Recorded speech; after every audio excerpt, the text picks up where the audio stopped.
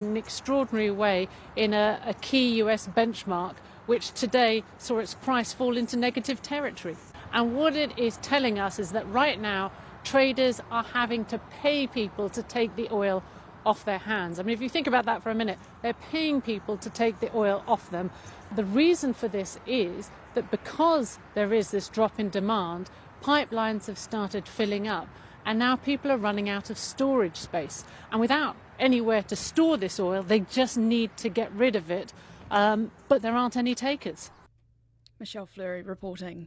The impact on airlines is being keenly felt by Virgin Australia, which has gone into voluntary administration.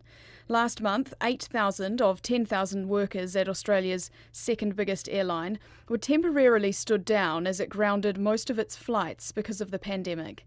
Virgin Atlantic is also in trouble, and owner Sir Richard Branson has pledged his luxury island resort as collateral to help get a UK government bailout. The billionaire said in an open letter to staff he's not asking for a handout, but a commercial loan, believed to be close to $1 million. Mr. Branson's fortune is believed to be around $8 billion. In New York, the death toll from the coronavirus is the lowest it's been in more than 2 weeks. Even so, 478 people died in the last 24-hour period. Protests against lockdowns are continuing in a number of states. The president says some US governors have gone too far in their restrictions and expressed support for those demonstrating on the streets. The BBC's John Sopel reports. Like wildfire, a series of demonstrations has erupted across the country to protest at the stay-at-home order, to protest at the closure of the US economy, to protest at what these people see as unacceptable government interference in their lives. And they don't seem much interested in maintaining social distancing. This person carries the placard, "Give me liberty" or "Give me COVID-19. He may end up with both. Now I think it's time for the government to allow us adults to make the decisions of what businesses they want to open. If they want to open up. We should open up yesterday. It never should have closed. It's a hoax. It's the facts of life. We live and we die. So to shut down the economy because of that is insane. Fuel for these protests was provided in a series of tweets by the president, urging citizens to liberate their states from overzealous governors. The governors are aghast that in the midst of coronavirus, they are now having to deal with protesters. John Sopel reporting. The number of people officially identified with the coronavirus in Italy has fallen for the first time since the country's outbreak began. However, there are still more than 108,000 people either being treated in hospital or recovering at home, 20 fewer than the previous day. Authorities say the small but symbolic drop is a positive development. Some businesses have reopened, including bookshops, stationery shops, and shops selling children's clothes. Canadian police are investigating 16 crime scenes related to the death of at least 19 people in Nova Scotia. A gunman who disguised himself as a police officer went on a shooting spree in small towns before being shot dead by officers. Prime Minister Justin Trudeau says tight-knit communities have been rocked by these events. My first thought was for Nova Scotians who, for the most part, know each other so much. They are such a connected group that I know that the vast majority of Nova Scotians will have a direct link with one or more of the many victims. And the entire province and the entire country is grieving right now as we come to grips with something that is absolutely unimaginable. 5 houses were set on fire as part of the hours-long ordeal, and police fear the death toll may rise. The CBC's Nazima Walaji reports. Investigations at multiple crime scenes across northwestern Nova Scotia are underway today, as authorities try to make sense of one of the country's deadliest ever attacks. I know this is a challenging time for Nova Scotians and that there are still many unanswered questions. RCMP Superintendent Chris Leather says there are 16 crime scenes, but believes there are more victims. We have had 5 structure fires, most of those being residences, and we believe there may be victims still within the remains of those homes which burnt to the ground. Leather says the suspect was able to move around the province in part because he was pretending to be a police officer. Or a vehicle that looked identical in every way to a marked police car and wearing a police uniform. Officials in the province continue to face questions about why they didn't use the emergency alert system to warn residents of the ongoing danger. After 3 general elections and more than a year of political deadlock, Israel is set to finally have a new government. The Prime Minister, Benjamin Netanyahu, and his main rival, the Knesset Speaker, Benny Gantz, say because of the coronavirus pandemic, they've agreed to form an emergency administration of national unity. The BBC's Tom Bateman has more on how likely it is the deal will hold. Israel has been running out of options. There has been deadlock. There's been the ability of neither side to form a workable coalition. And so what you have really is the two biggest political parties in Israel, Mr. Netanyahu's Likud and the Blue and White Alliance that was forged by Benny Gantz coming together. That said, Mr. Gantz has seen his alliance fragment and shatter.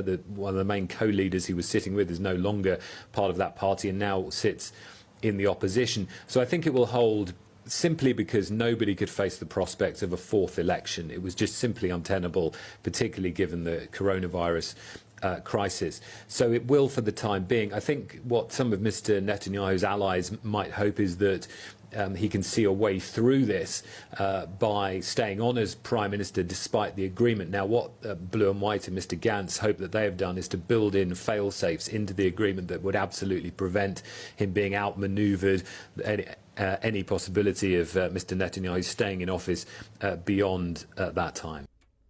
Tom Bateman reporting. Politicians in Lesotho's coalition government have pledged what they are calling a dignified and secure exit for the country's Prime Minister. Thomas Tabane has been under pressure to step down over suspicions he had a hand in the murder of his estranged wife. Mr. Tabane's current wife has already been charged over the killing. Both deny any involvement. It's not yet clear if the Prime Minister will agree to stand down immediately, as the deal stipulates. The last 3 cruise ships still sailing with passengers are arriving at ports today. One of them, the Swiss-owned MSC Magnifica, has arrived in Marseille on the south coast of France after leaving Europe in January. Its 1,700 passengers last felt land beneath their feet 6 weeks ago when the ship left Wellington. It then went on to Hobart, where the captain decided to keep the passengers on board as the number of coronavirus cases in Tasmania began to creep up. Passengers were allowed to get off in Sydney and Melbourne to make their own way home. Hundreds did, but others buckled in on board for the long way back. And it was a long way. They were turned away from a number of ports and 5 weeks later have now made it to Marseille. Andy Gerber from Switzerland is one of those who stayed on board. He turned 70 on the ship while docked in Sydney Harbour and says he's had quite the adventure. We had a wonderful 2.5 months from Genoa to Wellington, where we still were cruising, and since then, of course, we're just sitting on the ship and the last 40 days. We were very glad that our captain, Roberto Lonetta, decided in Hobart that we shouldn't go out, and since then we haven't been out, and we were very, very lucky not to have any corona illness on our ship. What a tale. And that is World Watch for today. Back to you, Marnie. Thanks, Annabelle. And that's Midday Report, Te Pūrongo o Te Pōtūtanga for today, Tuesday, April the 21st. The Director-General of Health, Ashley Bloomfield, and the Education Minister, Chris Hipkins, will be giving today's COVID-19 briefing at Parliament shortly after 1. We'll bring that to you live here on RNZ National. You can listen back to all of our interviews here on Midday on our website, rnz.co.nz/Midday Report. We'll be back tomorrow with interviews and the latest news from Aotearoa and the world. But for now, from the Midday team, kia noho ki tō miru, kia noho tāpiti, kia tū takitini. Coming up to the news at 1 now with Cynthia Morahan.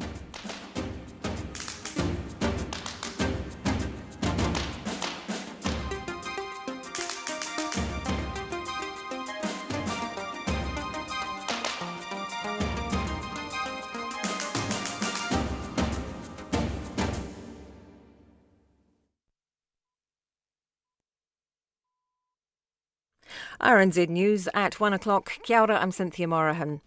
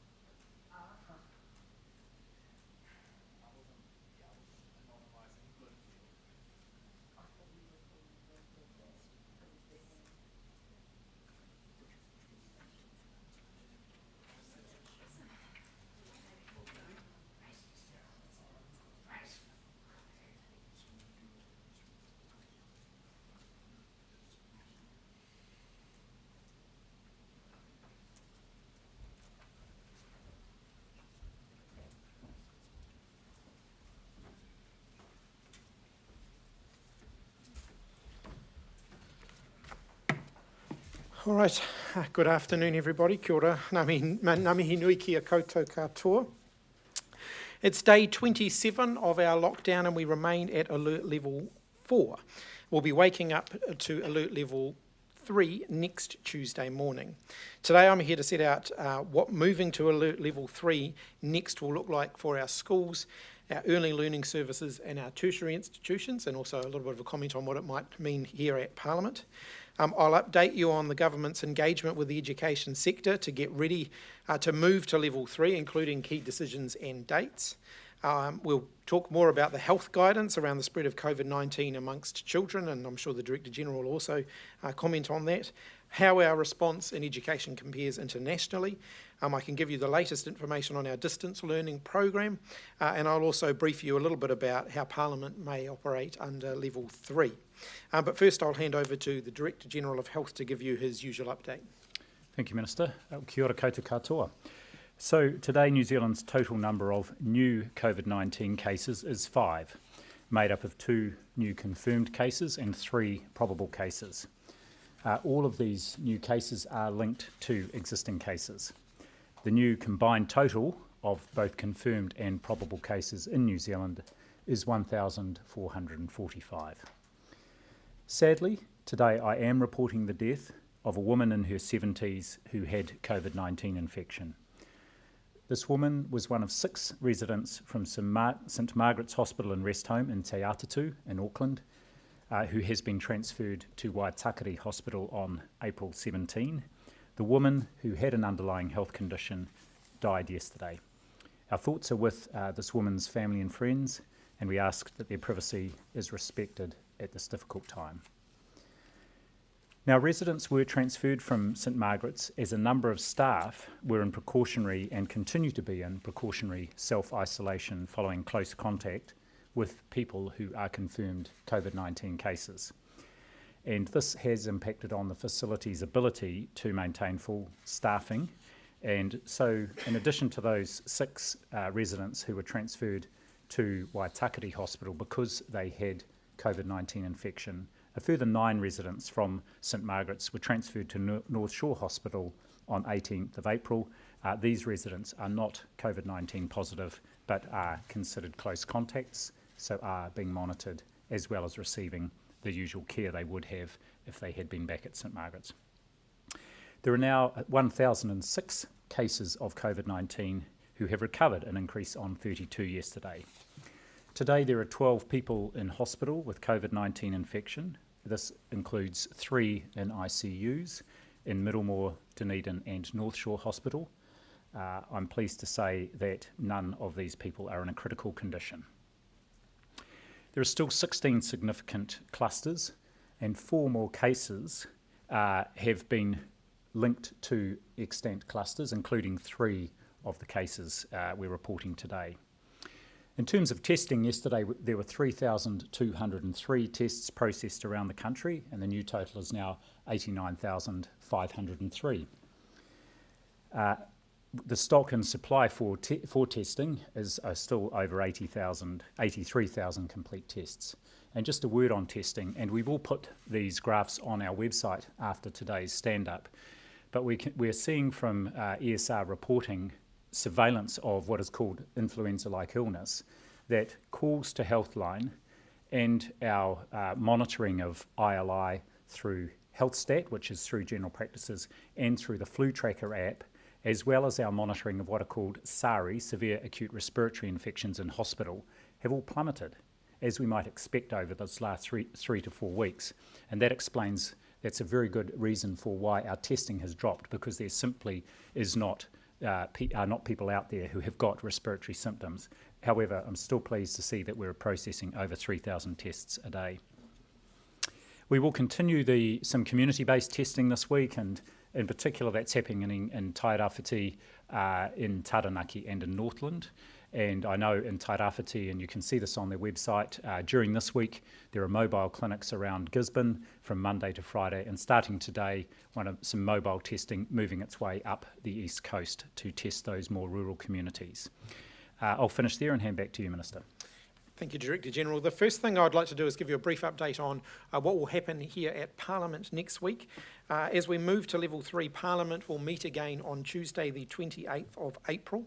The exact details for Parliament's sitting next week will be confirmed following a meeting of the Business Committee tomorrow, but I do expect that the sitting will adopt the same practices that New Zealanders across the country will use during their working day at Level 3, and that includes the correct physical distancing in the debating chamber.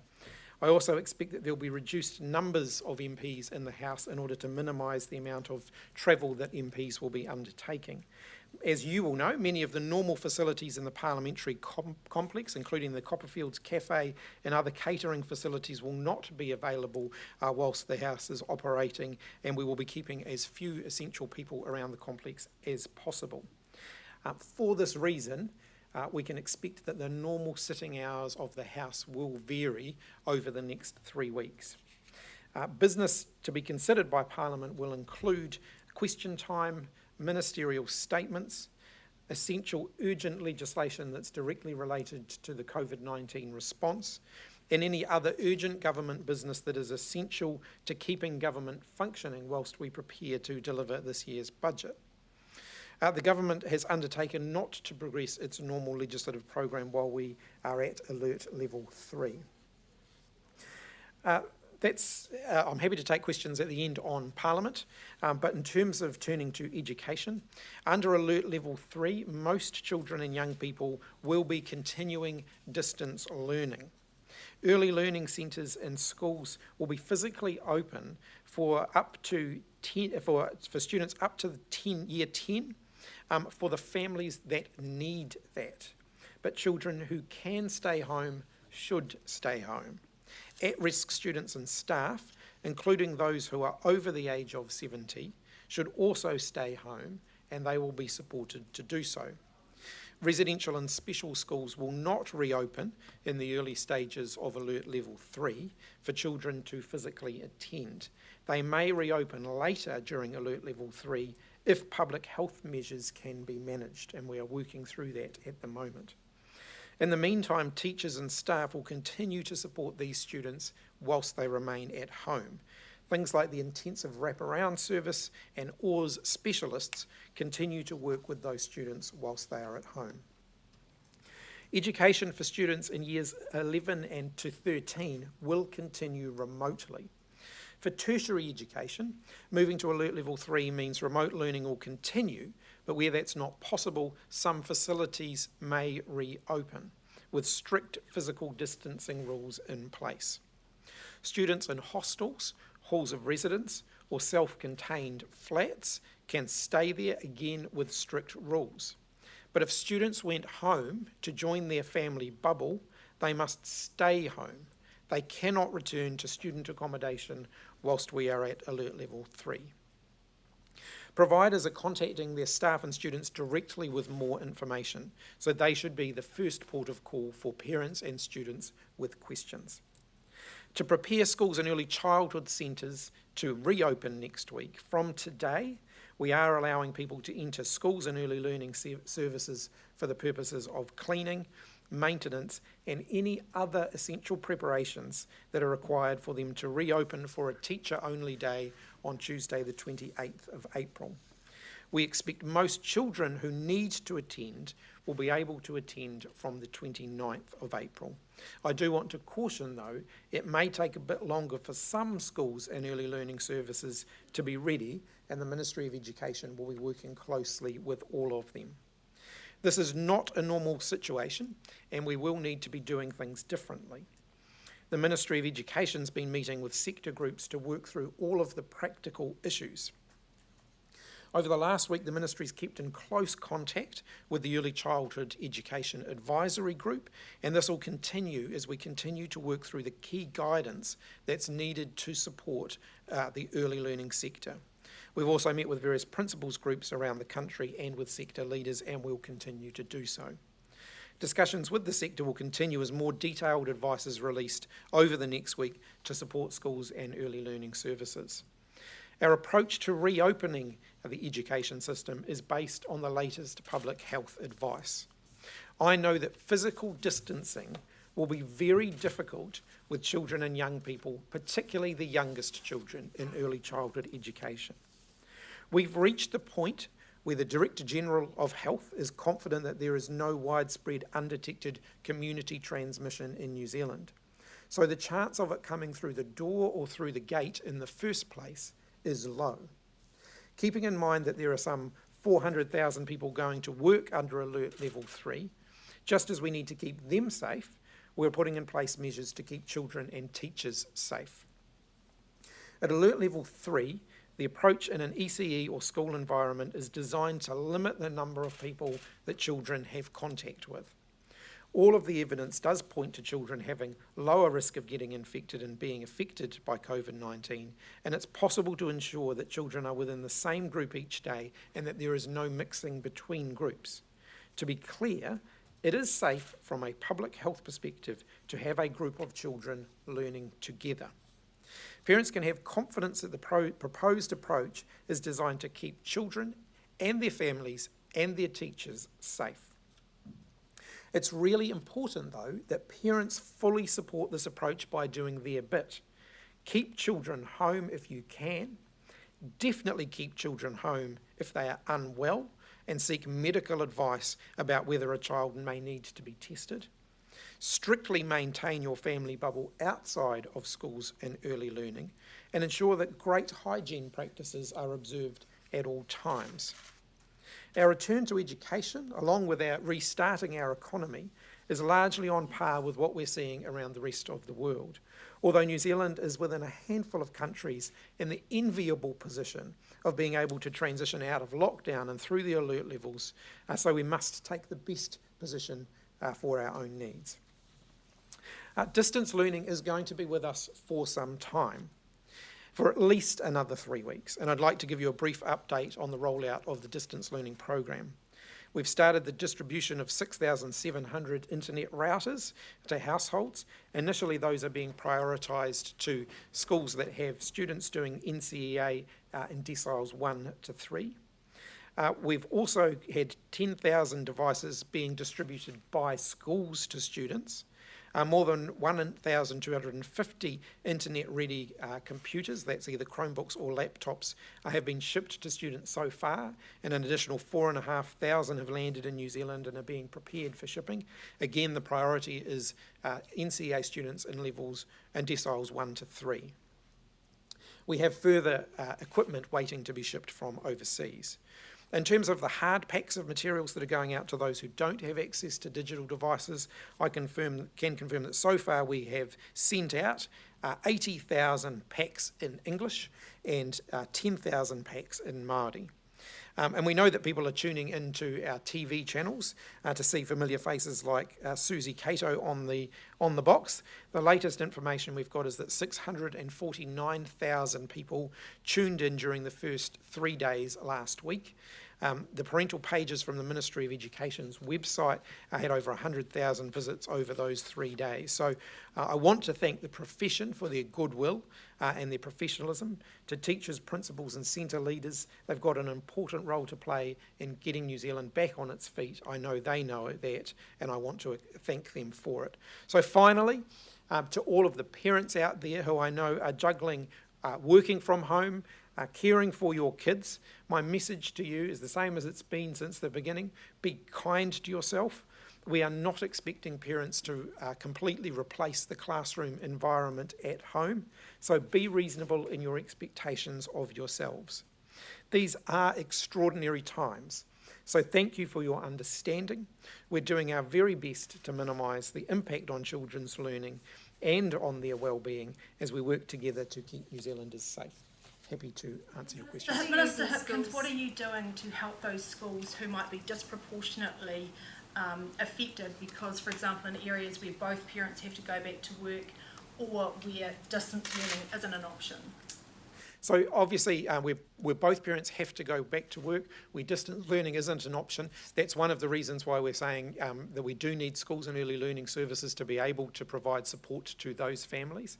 In some cases, it's also going to be possible, as families look to slightly enlarge their bubble, for them to be sharing care arrangements across other close relatives, for example, so that those kids can stay home if they don't need to go back. There'll be some schools, just by dint of their decile or where they are and the parents' work, that are going to be facing a lot more kids coming than some schools who are well set up for distance learning and may have more parents at home. I mean, is there a breakdown, and are you going to give specific support to those schools that may have many more kids than they might have anticipated or potentially be able to deal with? So one of the things that this week gives us, and next Tuesday as well gives us, is an opportunity for schools to touch base with their parent communities and get an understanding of how many kids may be needing to come through the door next week when schools and early learning services start to reopen for kids from next Wednesday. If you look at the overall numbers, we're expecting around 400,000 New Zealanders to go back to work. We're still expecting around 1 million New Zealanders to be at home.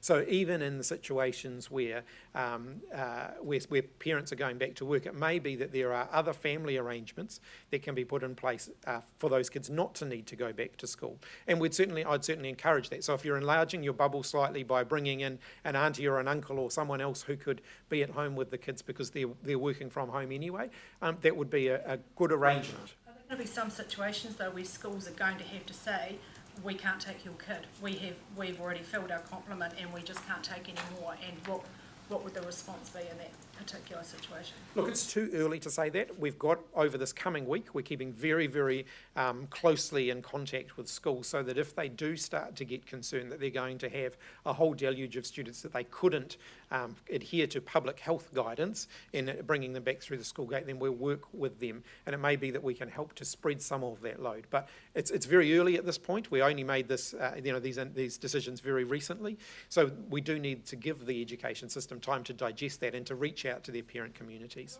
CEs and schools that we've spoken to are extremely worried and many won't be opening under level 3. Is that a choice that they can make? Look, we're not being too heavy-handed in this. Obviously, I do want early learning services to reopen if they can.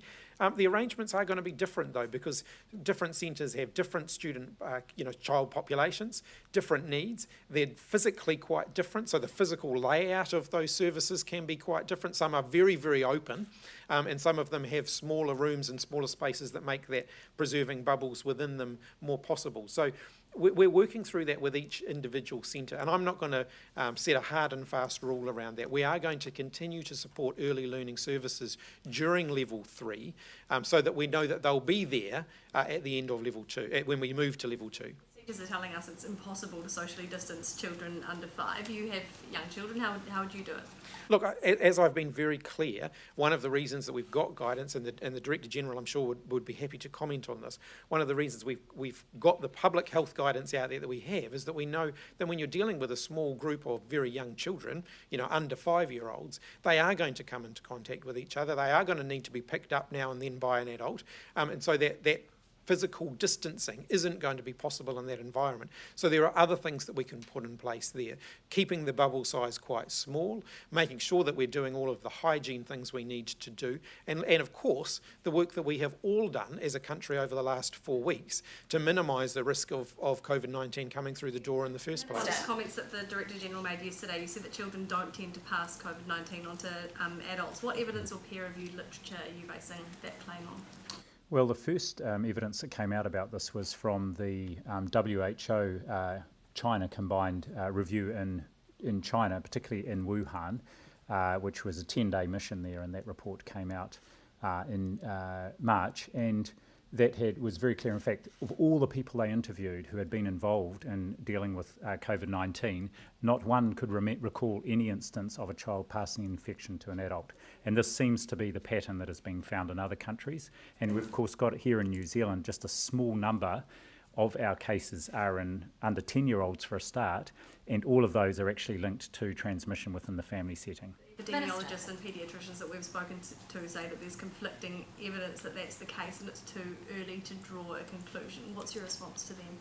Well, I think there's always emerging evidence. At the moment, I think the weight of evidence does suggest exactly as we've laid out in our public health advice, and we will keep watching that. But I should say that in the fundamentals of public health and how it's being applied in the education setting are the same as what we're advising and are being applied in other settings. So it is the physical distancing, the small groups to, if there is, very unlikely that a case comes through the gate, it's confined to a small group if there is any close contact. But I just would reiterate the point the Minister has made. We're announcing 5 cases today.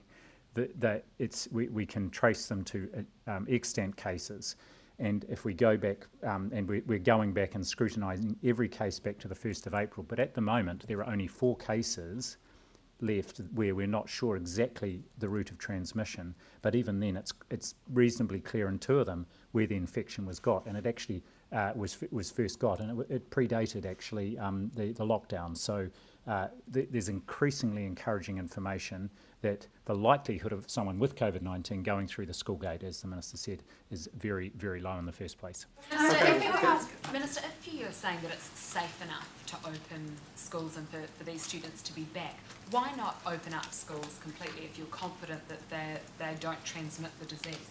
Because one of the things that gives us confidence is that ability when we have a smaller number in an early learning service or in a school, that smaller number is a key part of our ability to keep people in smaller bubbles, to stop those bubbles coming into contact with one another.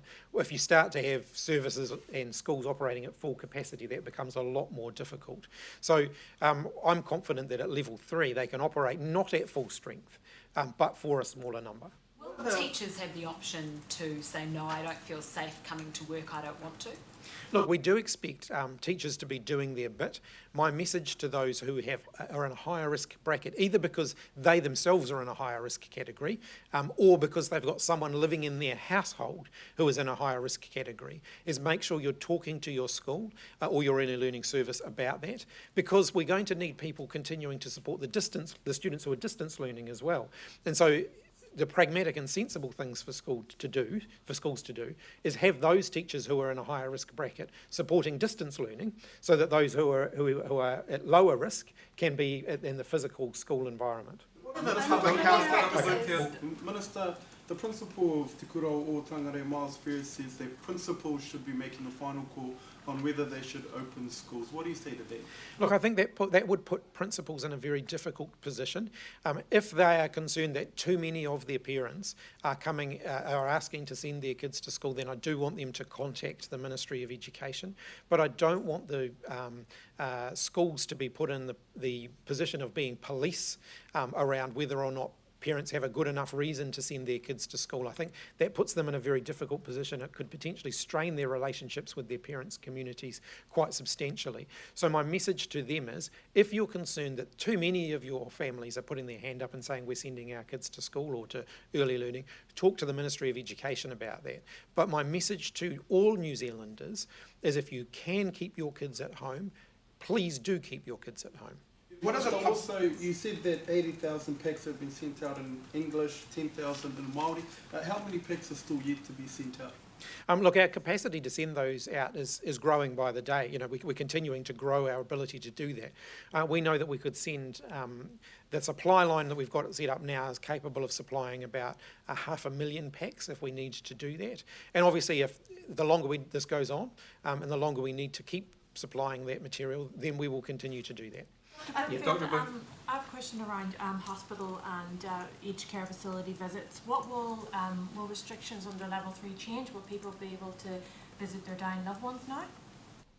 We're still working on that guidance and working with our hospitals and aged care facilities. We've seen in New Zealand, even under the lockdown, a number of clusters inside aged residential care facilities. So in that setting, I think we want to be particularly careful.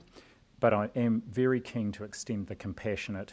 There already exists an opportunity for people to visit loved ones who are dying under compassionate grounds. That is not the case if the person has COVID-19. You'll recognise there is that restriction. It's that latter that we're particularly looking at, whether there may be any flexibility under Alert Level 3. Are hospitals for like pregnant women? Yes, those are being reviewed, so we will make announcements further about that. But that people can have, healthcare workers can have adequate PPE around COVID cases who are vulnerable or have underlying conditions. Is there an argument that family members with the right PPE should be allowed in there as well, and why not get a bit more cracking with that work so that people aren't left alone without their families? Yes, so the work is cracking along, and that is one option, is to make PPE available for family members in that situation. Okay, we'll just, come to that here. Thank you. Just back on schools, what are the public health implications of those schools that operate in modern learning environments? You talked about the issue of open spaces. As I understand it, some MLEs also have less favourable ratios of students to bathrooms and wash basins. So what are the unique sort of challenges that are posed by MLEs, and how can the government sort of deal with those? So the Ministry of Education are working with schools over the coming week to deal with all of their individual needs and requirements. My key message again is we want to have as few students at school as possible, because even in a modern learning environment, if you can keep the numbers low enough, there are ways to manage that. One of the things the Ministry of Education are working through with schools are things like cleaning, for example. So if you've got different groups of students using the same bathrooms, can they be cleaned in between so that you're keeping that bubble nice and tight? So all of those logistical things are being worked through with schools and early learning services over the coming week. GPs were expecting a second wave of funding to get them through the second half of the lockdown, but that hasn't happened. How come? We were just talking about that before, and I'll let the Director General answer that question. Thanks, Minister. So there have been two payments already to primary care, to GPs, an initial payment of $15 million and then a further payment of $11 million out around the country to help offset the costs of their response to COVID-19. There is an active conversation between the Minister and general practice leaders and the Ministry on further funding. So that's ongoing, and I can't comment any further on it. We understand that 11 million was promised to them though, and now is being withheld from them. A lot of them have budgeted and staffed for that $11 million to be in their bank accounts, and now it's just being taken away from them. I don't think it's been taken away, but the conversation is ongoing and active between those three parties, as I said, about any further funding that is needed to support the COVID-19 response that is happening in primary care. $11 million extra promised to them? I can't comment on that. I know the conversation's ongoing. Dr. Bloomfield, Dr. Bloomfield. A morale issue from what I've been told. If they've been promised this funding, they're trying to ramp up for the tsunami of patients that they're expecting after the lockdown. and then they've been told that, and they just don't feel valued because they were expecting this money, they've spent it in their heads. So, do you So I acknowledge think, as the that? Director General has just said, the conversations between general practitioners and the Minister of Health is continuing. So my advice to them would be to continue that discussion, and we'll be monitoring that closely. Dr. Bloomfield, can you tell us just a bit more about the treatment for those patients in ICU? Are new drugs being used? At this stage, no new drugs are being used, but you will have seen the announcement last week by the Health Research Council that is, at least two of the studies funded by the Health Research Council and some in partnership with the Ministry of Health are looking at treatments for people, particularly people who are hospitalised and with severe symptoms. Of course, we've been, because of the approach New Zealand has taken here, we've had not only a lowish number of cases, but low hospitalisation rates. And so people have been able to be treated, including in ICU, in the most part successfully. So it would those trials would only go ahead if our case numbers started to increase, and they are linked up to international trials too. And also, do you think it's necessary for the Auditor General to independently review the management of PPE? And what do you think will come out of that review? Oh, well, I don't want to preempt what the Auditor General will find, but I'm certainly happy to and very pleased that he's going to do this, that he and his workers are, and I think we're expecting the results in about 4 weeks' time. So that will, I'm very open to scrutiny and review of what we have done and any feedback on how that could be done better. But on that, do you think that you could have done a better job getting that out, because there's a sentiment there that they're not, people feel like they're not protected? Well, I think this is a topic we've covered repeatedly. Look, I think we have stood up a system nationwide to ensure that our stocks we have are distributed around the country, that we have taken on that responsibility to distribute it to a whole range of providers that previously we wouldn't have, and that we have done that successfully. We have also ensured good supply lines, and I look forward to any recommendations that the Auditor General has got about how we could continue to improve that. It's a topic that comes up repeatedly because you keep offering... We'll just get David's question and we'll come back to you. Yeah, it's a topic that comes up repeatedly because you keep offering reassurances, and we keep hearing from frontline health workers saying they don't have adequate PPE. You've stated that they have plenty of it, that hospitals aren't recycling gear to reuse it. We know that's incorrect. So why should Kiwi health workers have confidence in what you're saying in these press conferences? Well, because I can reassure them, and the feedback I get from many workers around the country, and if I ever hear of any issues, I ring the relevant DHB Chief Executive. I know they are taking, a very personal interest in this. There is very good distribution of PPE. If any issues arise, then those are looked into. That doesn't mean that on any one day a DHB will be able to distribute all the PPE that a certain provider thinks they need on that day, but that also doesn't mean there's a problem in the system. Secondly, on the recycling, what I do understand, and I think you said that that's incorrect, actually, that in the Auckland region, they are retaining used N95 masks because there is very good evidence from overseas that these can be cleaned and reused if necessary. So they are putting them aside, but there is no reuse of those happening. They have new N95 masks every time they need to use them. DHB managers who are at fault with regards to not allowing staff to wear masks when they want to? I trust DHB managers to do their job in clinical situations with the best clinical advice, which they do get from their infectious diseases specialists and their infection prevention control teams. And it's not my job to second guess those individual interactions between clinicians and those who are leading them in their clinical settings. Okay, Can you provide any information in regards to reports that a New Zealander died of COVID in Peru, and whether he was meant to be on that emergency flight? My understanding is that yes, a New Zealander has passed away in Peru. I also understand that that family was being actively supported by the Ministry of Foreign Affairs and Trade, and that they've asked for some privacy, and so I can't really divulge any further details on that. Do you have any numbers on how many students can't access distance learning yet? Look, we know when we started this exercise, our estimate was that around 80,000 households did not have a broadband connection, and that could cover up to 145,000 learners. I'm confident that, as you'll have heard the numbers, we're getting more and more households connected by the day, and with 90,000 hard packs of materials being shipped out, and more on the way, that we are getting people connected one way or the other, even if it's an old-fashioned connection through the courier service, and of course through the television networks that we've got up and running. We're providing support to those households as well. With respect to Joe's question, are you able to say whether that man was meant to be on one of the Mercy flights? Had he been in contact with the consulate there?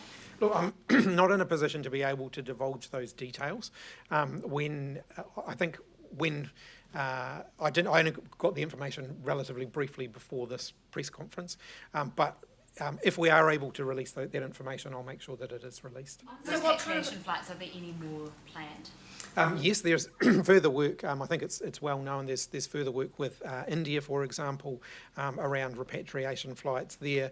I understand that there was a flight from the Philippines, I think, landed yesterday and has now returned. So there are repatriation efforts ongoing. I do want to say that this is the largest consular effort around the world that the New Zealand government has ever undertaken, and so it is a huge effort, and where we can, we're working very closely to make sure that we can get Kiwis home and get those who are in New Zealand who want to get home also home, but there are a whole lot of constraints around that. Any details about the India flight in terms of timing? Yes, I do, and I can give that to you. I got some dates before I came down here. I just have to find the right piece of paper that's got the exact dates on it. In fact, it's the one on top. So my understanding is that the first flight out of India will depart on the 24th of April. After that departure, we're expecting a further flight from New Delhi and a flight from Mumbai, expecting those will be spaced 24 hours to 48 hours apart, so that the relevant practical arrangements can be made both on the Indian side and on the New Zealand side. The commercial Philippines Airlines flight that repatriated 167 New Zealanders and permanent residents and 37 third country nationals with valid visas landed in Auckland yesterday and returned to Manila shortly afterwards, carrying 63 Filipino residents. Mr. Hipkins, what advice are you getting on the impact, especially on those students sitting NCA, looking at those big exams this year, impact on them, and what are you looking at in terms of maybe a bit further down the line, the support that you can give to them so that they're either not going to fail or have to come back and repeat a year?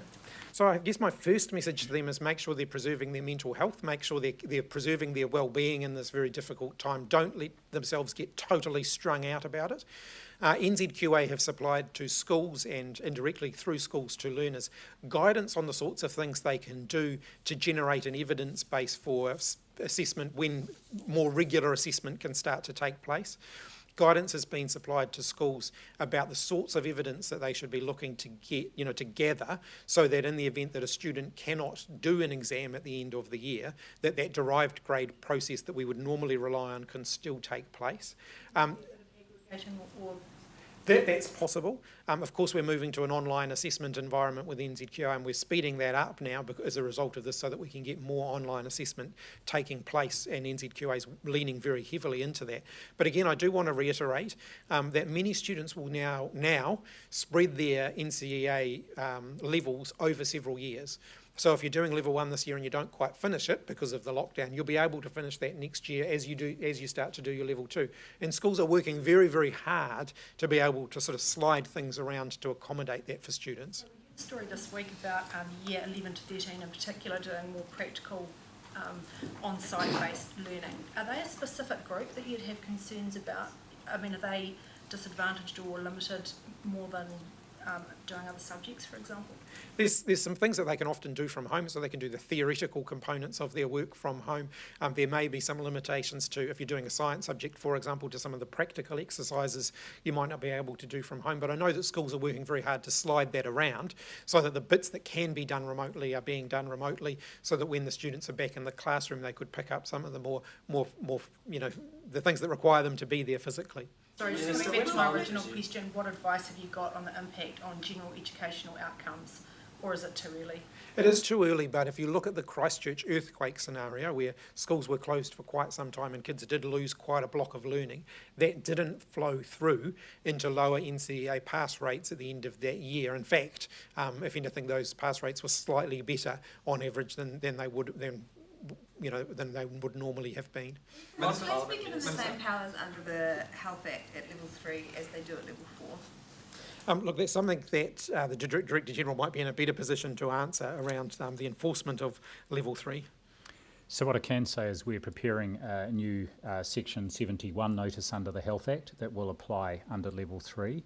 And yes, it will create the same legal basis for police to be able to enforce the expectations on the public around staying at home, not congregating, and not opening certain facilities. So those powers will be similar, but tailored specifically for Alert Level 3. Just another question on behalf of a colleague. Should community midwives, be compensated for extra hours they're working during the lockdown and the extra PPE that they're buying themselves? The midwife college midwives, and and our community-based midwives as one of the groups. In fact, we're working with each group, pharmacists, midwives, other community-based providers, to look at what their extra costs are during this period of time, and there is work underway to ensure that they are funded for any additional costs that they're incurring. Is it fair for our frontline health workers, including GPs, to be worried about costs at a time where they're trying to fight COVID? I think the government's moved very quickly, and we've provided advice right from early on and have been in active discussion with the full range of professional groups about extra costs they are incurring because of this. And you've seen the government make a series of announcements about extra funding going to a wide range of groups to help support them so that they can continue to provide the services New Zealanders need.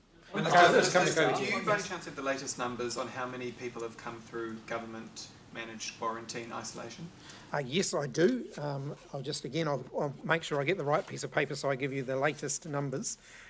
We have 2,000, and as of 10 a.m. this morning, we have 2,038 in managed isolation or quarantine, which is up 165.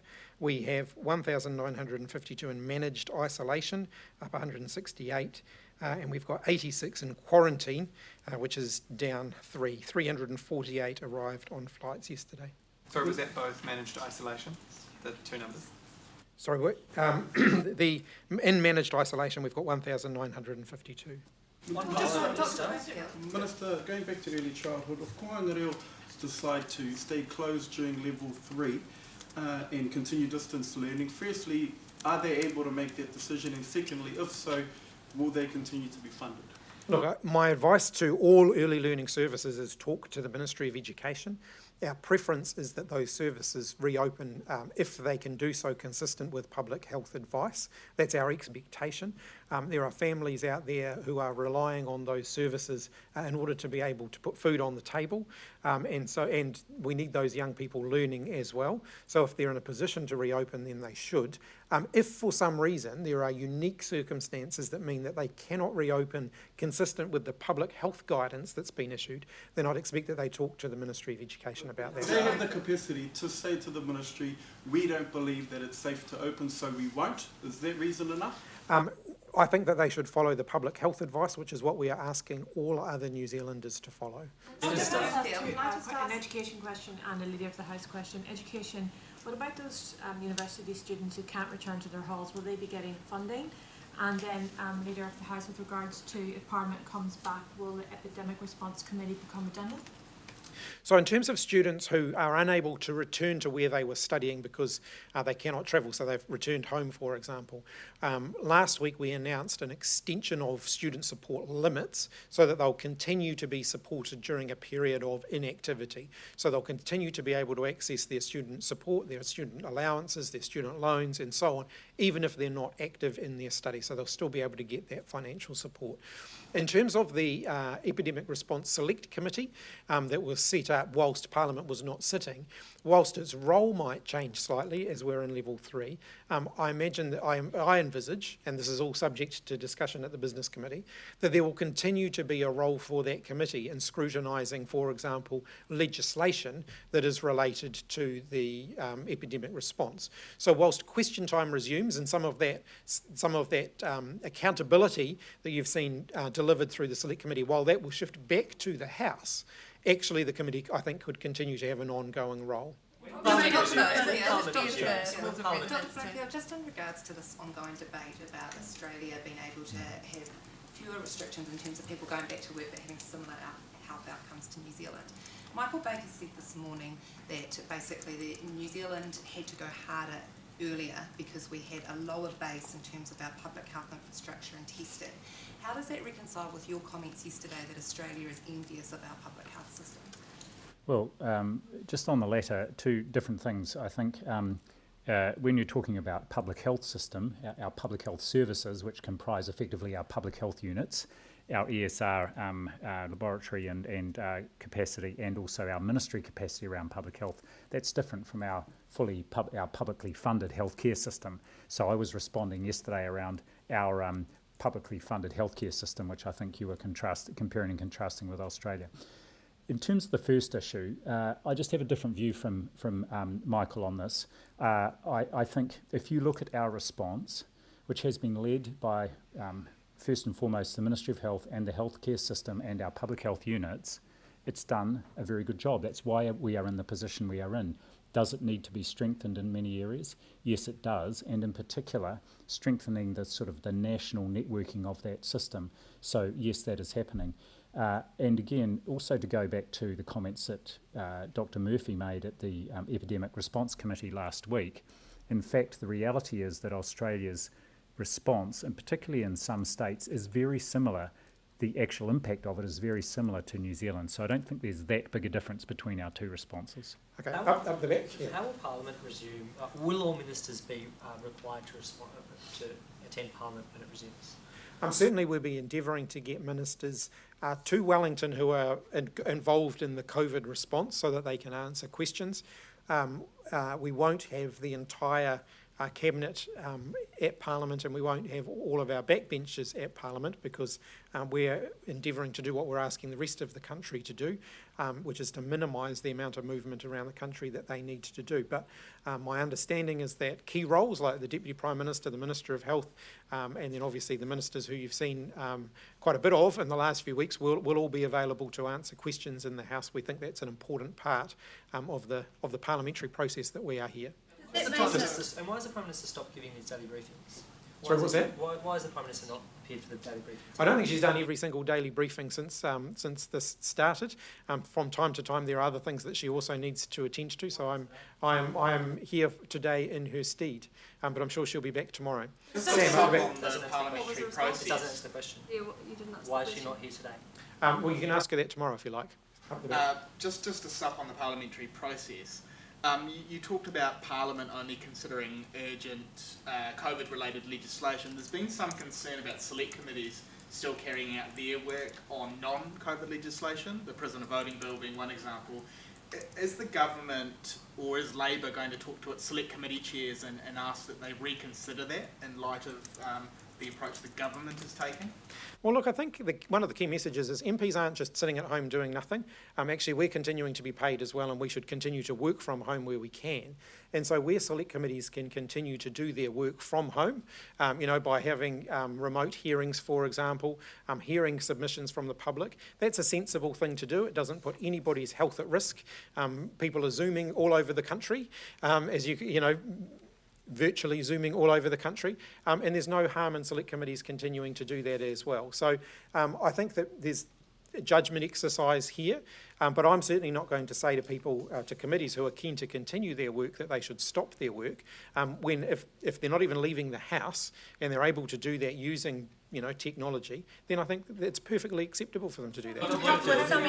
With some MPs travelling to Parliament on that week of the 29th, does that mean that other New Zealanders can jump on a plane and travel around if they feel that they have urgent business as well? Or that they would consider business that required travel? Is that setting an example that you want people? No, there are very clear guidelines around who can or cannot travel during both level 4 and level 3, and members of Parliament fall into the category where if they have to be at Parliament, then they fit within the exemption that exists there.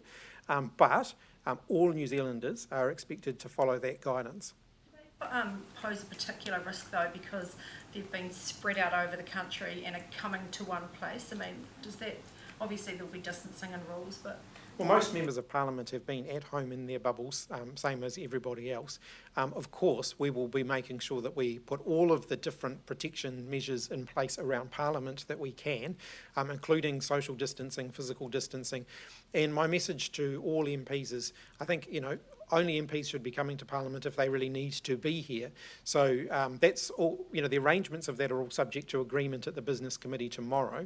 But certainly on the government side, we'll have a very minimal backbench MP presence during this time. We're keeping in contact with our backbench using Zoom and everything else. We will have ministers here who need to answer questions, because that's actually a very important part of the public accountability process. But we won't have people here if we don't think they need to be here. And that would be my message to all of the other parties as well. Is the expectation that the political parties use their most local MPs, so to speak, so you're minimising travel? That will be a key focus for us. We do have a number of MPs, for example, who can drive to Wellington rather than have to fly, and so ministers who can drive to Wellington rather than fly, and so we've been encouraging that where it's possible. There are some who will need to fly. For example, the Minister of Health. I think there is an appetite to see him back at Parliament so that he can be questioned by the opposition, and he will have to fly in order to be able to get here. But ministers and MPs shouldn't be flying if they don't have to. Dr. Bloomfield, have you provided any advice to the Deputy Prime Minister on whether it's suitable for him to return given his age? No, I haven't. Can I ask you what the Ministry's opinion of testing elderly patients is? Ryman Healthcare requires all elderly patients returning from hospital to return a negative test, but Hutt Valley DHB won't test the patients, and it's the Ministry's position. Can you tell us why they're different? Well, we've had an ongoing discussion with the aged residential care sector about the necessity and indeed wisdom of testing every person being admitted to an aged residential care facility. So yes, the DHB is consistent with the very good advice and policy that is currently the one we are using, and we'll keep discussing with the Aged Residential Care Association both testing and also what other things they can do to protect residents and staff. Is it safe for the Deputy Prime Minister to return to work? Well, what I'd refer you back to is when the Prime Minister was asked about this question when we first went into, I think, level 4 lockdown, the Deputy Prime Minister is considered an essential worker, and so that's under that category. Then it's appropriate for him to return to Parliament. So is it safe for him? Well, I think the measures that are being put in place, and Minister Hipkins has talked about those, both here and in every workplace, are designed to protect all New Zealanders. I think there's a question right on the other side. Someone's been waiting very patiently. Colette's already asked it. Minister, just on progressing legislation, particularly contentious legislation like prisoner voting, do you think it's appropriate for it to be progressing, particularly when people have the pandemic on their minds? Look, we won't be progressing it through the House during level 3. That doesn't mean, as I said, that select committees can't continue to meet if they can do so consistent with the guidance that's out there for everybody else, which is to work from home where they can. So if they can continue to work from home, they can hear submissions from home, there is actually no harm in doing that, and so it's perfectly acceptable for them to do that. But we won't be progressing it in the House. Community testing, Dr. Bloomfield, sorry if I missed this earlier, do you have a total number of tests that have been carried out at these centres? Sorry, a number of tests that have been carried out? At the community testing centres, the targeted. We do have the numbers of those. I don't have them with me today. I think I've spoken to those over the last few days. It was I won't try and do them off the top of my head, but you'll probably find them in our earlier media releases. Okay. So, Minister, just not to labour the point, but Dr. Bloomfield referred to your measures that you would use to keep the Deputy Prime Minister safe. What are those measures? Well, we'll be putting in place measures to keep everybody safe, as other workplaces around the country are doing. So we're keeping our presence here at Parliament down to a core group of people who are absolutely essential. So that includes parliamentary staff, so Ministers like me, I'll be in my office by myself or maybe with one or two others, where all my staff will continue to work from home and support me from home rather than coming back. So we're keeping our numbers here at Parliament as small as we possibly can. We'll be maintaining social distancing right the way through the parliamentary complex. You will remember from the brief period that we had at level 3 before Parliament shut down that has implications for the public spaces at Parliament, for example. So we're maintaining distancing on the tiles and those sorts of things to ensure that we're doing all of that. And in the debating chamber, we're maintaining our distancing. So we are doing what we're asking every other workplace in the country to do, which is to make sure that you're being as safe as possible and you're acting consistent with the public health advice. Are you aware of any people that have caught COVID-19 who have worked in the parliamentary precinct? No, I'm not. It's been hard enough to convince our free-willed and free-spirited and iron-willed older New Zealanders to stay put anyway. So shouldn't the Deputy Prime Minister be leading by example, because other 70-plus people are going to be wanting to leave their houses and perhaps return to work as well against your advice? Look, you're welcome to ask the Deputy Prime Minister that question, but I certainly, if he wants to come back to Wellington and he's available to come back to Wellington to answer questions, then I think then I certainly would fully support him in his decision to do so. In relation to the repatriation flights, are they all coming back to Auckland, or will some of them come back to quarantine in Wellington and Christchurch? My understanding is that the flights to date have all landed in Auckland, but I can't comment on what might happen in the future. Specifically the India flights, because if they were coming back to Wellington and Christchurch, wouldn't you need to have set up quarantine facilities here, because all of them are already in Auckland? Am I wrong? Or? Look, my understanding is that the flights thus far have landed in Auckland. In terms of what may happen in the future around future repatriation flights, of course we will communicate those details to the public as and when we have those details available. Flights from India are coming soon, so assuming the government knows where they're going to put those people. Look, like I said, I'm not in a position to release those details now. A lot of that work is still being done. A lot of the logistics of planning those flights, of working out who's going to be on those flights, a lot of that detailed work is still being done. So, from Peru, are they counted as a New Zealand statistic, a New Zealand death, or will they? Yeah. I don't think they're counted as a New Zealand statistic. No, they wouldn't be. Yeah. Last question over the young man. Just very quickly, are you aware of Iona Holstead, the Education Secretary, signing off an agreement with Kohanga Reo and Kura Kaupapas and Wānanga to let them determine themselves whether they will open or not? No, that's not something that I've been briefed on. Can I ask just a final question on midwives? Do you recognise how much more difficult those community midwives, how much more difficult their role has been during the lockdown in terms of doing those face-to-face meetings with mothers being asked to leave hospital earlier, etc., etc., etc.? Yes, I acknowledge that level 4 lockdown has been really challenging for a lot of people, and particularly people who are working in those critical health workforces. You know, babies don't stop coming just because we're in level 4 lockdown, and so I take my hat off to all of those who are working in that field, and I thank them for the work and for the the extra measures that they've put in place to keep themselves and to keep the families who they're working with safe. And you are promising some government support to them? Look, I'm not in a position to make announcements on that today. Thanks, everybody. Thank you.